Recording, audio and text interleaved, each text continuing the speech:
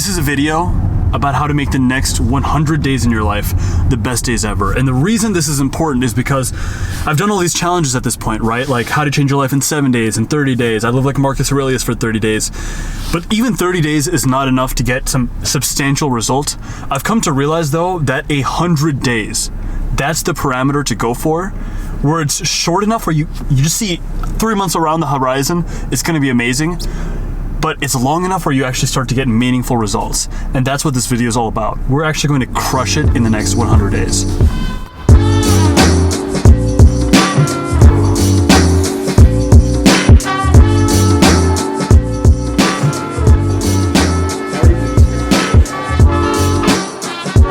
So the first idea is that you should make every single day exactly the same. This is a systems-based approach to success. Back in the day, I would have told you like the first idea should always be to set goals, right? Set the goals. But what I've come to realize is that your system and your daily conduct, whatever daily routine you've set for yourself, is far more important than the goals you have. We all have the same kind of vibe of goals. Some business goal or financial goal, maybe a health goal and a relationship goal. And then maybe you have goals around skill acquisition or whatnot, but your goals tend to fall under some basic parameters. What matters more is the schedule you set for yourself, right? And you probably know how your brain works. Like for me, my schedule starts at 7:30 a.m. I take an hour just to get mentally organized, have a coffee, wash up, and then I go straight to the gym, okay? And the reason I go straight to the gym first thing every morning is because it's hard for me to have motion and clarity in my life without that morning workout. By that I mean 7 days a week. I don't take a rest day. 1 day a week is like active recovery, but I'm still walking or jogging or doing yoga because I don't think my brain works if I haven't moved first thing in the morning, if I haven't seen sunlight first thing in the morning. And so I made a schedule entirely around that, and I don't question it. Like I try not to feel guilty about the fact that I don't allow anyone to take a meeting with me between 8 a.m. and 1 p.m. because I'm like,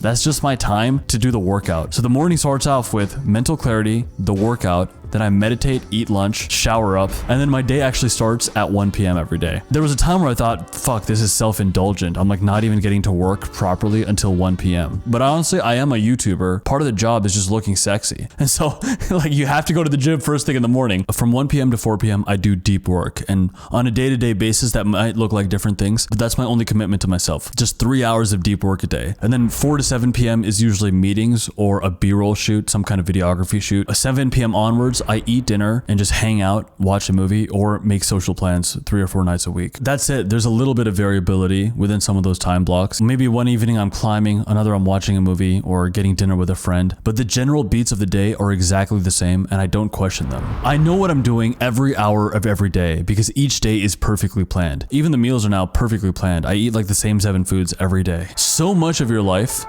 is probably spent in some kind of existential dread. And I can say this because I often have felt existential dread despite being very high performing. So if I'm feeling it, I'm sure a lot of people are feeling it. And you just have this feeling of like, am I doing the right thing at this hour of the day? But if you give yourself a schedule and you just force yourself to stick to it every single day, for those 100 days, you're not allowed to question the schedule. You just have to do the schedule. And then after the 100 days are up, maybe you can reevaluate, maybe something needs to be changed or tweaks. But I found this to be very, very effective. You don't question your schedule for your 100 days. Which brings me to principle number 2, enter robot mode. I deeply believe in listening to your instincts. As an artist, as a creative, as a YouTuber, being in touch with my emotions is a very useful thing. It's very important actually. It's a really important part of the job. But I don't think emotions are helpful when it comes to task completion. It's not helpful when it comes to getting things done. And yet when I have set a schedule, I often still find myself questioning the schedule even though I told myself not to. So I invented this concept called robot mode. Like I tell myself, like, dude, you are a robot. You are an android. And then I'll like play some music from Blade Runner 2049 or something. And then I'll look at the schedule and I'm like, listen, you fucking robot, like go do what's on this day. Don't question if like, oh, but maybe I shouldn't be watching my friends play tonight. No, do the freaking thing. And I do what I can to logistically lock in my schedule. For instance, I have a personal trainer 6 days a week. I meet Austin at 9:15 at the gym pretty much every single day. The reason for that is like 100% accountability for the schedule I'm supposed to live up to. But on the odd week where he's like away, he's like on a trip to Arizona or something, I have to get myself to the gym and I still find myself questioning it sometimes because I think to myself, well, you know, Alex Hormozy, he just wakes up and he goes straight to work. And maybe that's what I need to be doing because these are my most mentally clear hours in the day, right? So I need to actually just get straight to work and I'll do deep work first thing thing in the morning. But with my psyche, it just doesn't work. Like if I try to go straight into deep work without working out and meditating, I'll just end up like looking at watches that I want to buy or like shopping for shoes, like just a bunch of dumb stuff. So I have to stick to the schedule that's been set for me. So I say to myself, we're not here to optimize. The schedule has been set.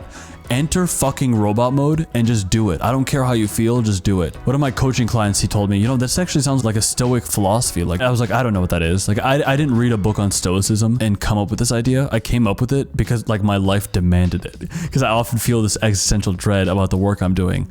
So I said, hey, screw it. We're going robot mode. And even though I made it up, I think it's actually very game changing. You create the schedule, right? Now tell yourself you're a robot and just do the schedule, no matter what. It's here I want to take a pause to talk about the sponsor of today's video, which is the Captain Sinbad YouTuber Group Coaching Academy. So here's the thing. We're wrapping up cohort 1 of the Group Coaching Academy. This is a small cohort of students who are on a mission to gain 100,000 subscribers on YouTube in a year. You know, when I first started growing on YouTube, it was to sort of take control of my acting career. It's one of the greatest things I have ever done for myself is start building a brand online. And one realizes the power of it because YouTube is the greatest lead generation machine in the world, and every company, every business, every startup, every, you know, software engineer, you would benefit from having a strong digital presence. Now for me, when I finally started taking YouTube seriously and I set an ambition for myself, I personally had set the goal of getting to 100,000 subscribers in a year, and I pulled it off. I went from 6,000 to 180,000 subscribers in my first big year on YouTube, and a lot of that was intention. And in this academy, I basically bottle up all of the principles,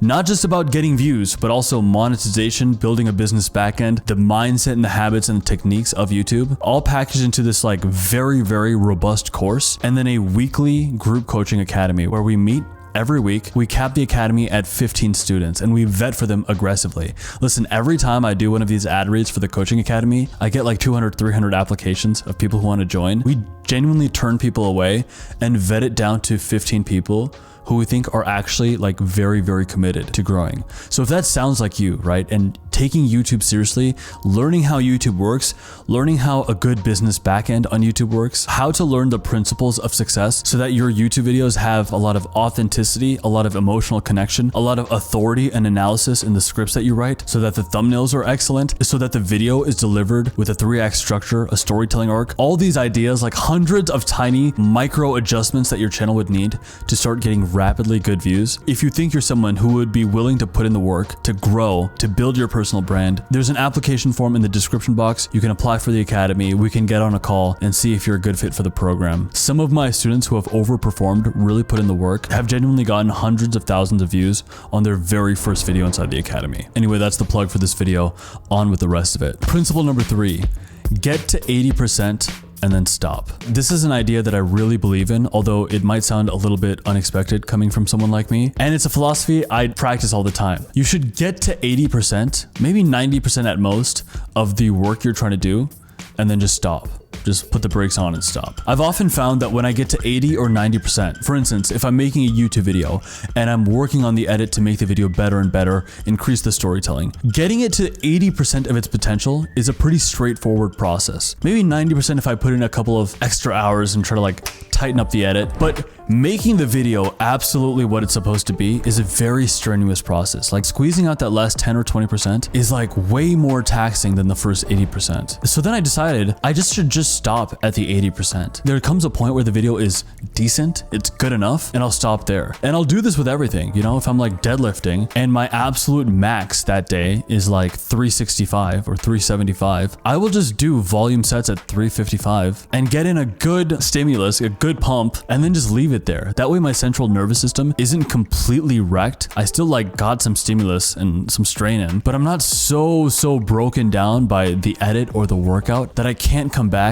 and work well again the next day. Every day I can wake up fresh and just do a good amount of work each day. And this way the overall volume of work I'm able to do is so much higher because I'm not overtaxing myself on any given day. For instance, with deep work, I only do 3 hours of deep work a day. It's not that crazy of an amount of work. Sure, the rest of the day might have a B-roll shoot, photography, or meetings, but really the hardest intellectual work, it only takes 3 hours a day. I could probably stretch this. I could probably do like 6 hours of deep work a day if I really wanted to push myself on any given day. This is how I lived my life in college, but I know I would have a hard time sticking with it and I would get miserable. Like I would start getting very bored. Doing that much deep work is actually very, very taxing. So I just do a decent amount, like 3 hours. It's still an act of discipline. It still has enormous effects on my business. So few people are doing any deep work on any day. Someone who actually does 3 hours a day is actually doing pretty decent, but I don't push past that. Firhas Zahabi, who is a Canadian MMA trainer, he trained George St. Pierre. He was on Joe Rogan's podcast, and in a clip, he talked about this training style that's very similar to this, and I really resonate with it. He never lets his fighters get sore, and Joe Rogan's like, well, if you're not getting sore, your muscles aren't growing. You know, I'm a big believer in never being sore.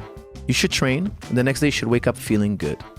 Okay, you know why? How's that possible? And he said, you know, they come back fresh every day. So overall, they're able to do more volume because you don't over fatigue and then have to take a day off. Now, you might not agree with this as a training principle. I'm not sure I do either because I do let myself get somewhat sore when I train a body part, but I think it is a very useful concept for life's work. Get to 80%, get to 90%, and then just chill out so you can refresh. And the final principle is this: do the highlight of the day every day and let nothing stop you from completing the highlight of the day. The highlight of the day is a concept from the book Make Time, and it's all about getting one thing done every single day. For me, this has been a game-changing time management principle. Just pick one thing, like one thing that you can do in like a reasonable amount of time. So if you have a really, really big task, break it down so it's a mini task that you can complete in 3 or 4 hours at most, right? Sometimes the highlight of the day should only take like 40 minutes, but have just one thing that you need to do that day. Make it a one thing kind of day. You can do other tasks, but know that the day hasn't really been won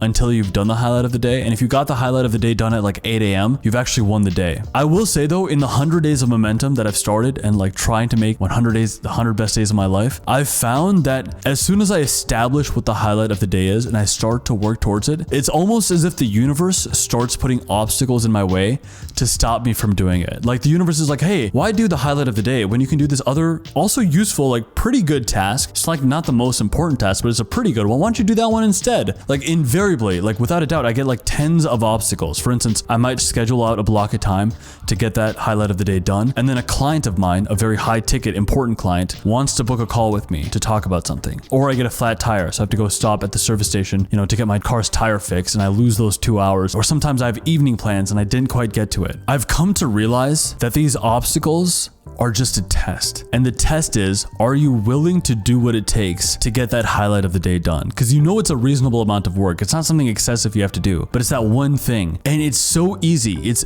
always so easy to just put it off to tomorrow. You're like, oh, it's already the end of the day. I should put this off to tomorrow. It's a test from God, honestly, where you say, I will do what I have to. I will pivot if I need to get this highlight of the day done. So what I've started realizing is maybe that means telling my client to like go fuck off. Like, I don't care. Like, nope, doesn't matter. Highlight of the day. Maybe I made plans to like meet a friend for dinner and I haven't seen this friend in like 3 months, right?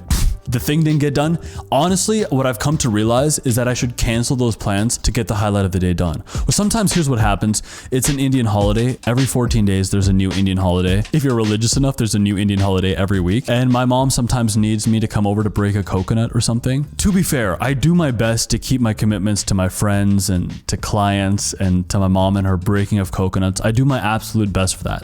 But what I've come to realize is that it cannot come at the expense of my purpose. And sometimes that makes me seem like an asshole, but I would rather make sure I hit and move the needle with my purpose that day. And maybe I missed a meeting or missed some like hangout. I don't want my life essentially to be a bunch of useless hangouts where we have the same conversation over and over again. I would rather make sure that I move the fucking needle that day. And then everything else in my life can just work around that. Like I can move the client meeting and take it at another time. It actually will be fine. And my friend, like he's probably free the next day for lunch instead of like the original plans we had made. And my mom, dare I say, my mom can wait for the coconut to be broken. Because ultimately what will lead to the most amount of fulfillment and honestly help me be a better friend, a better son, a better companion is living up to my purpose first. Like choosing that first, being a little bit selfish with it, honestly. And then being the kind of person I want to be, where I can be there for people in the most meaningful ways possible. And I will say, if you stick to these 4 ideas, set the same day every single day. Like if your life starts to feel boring,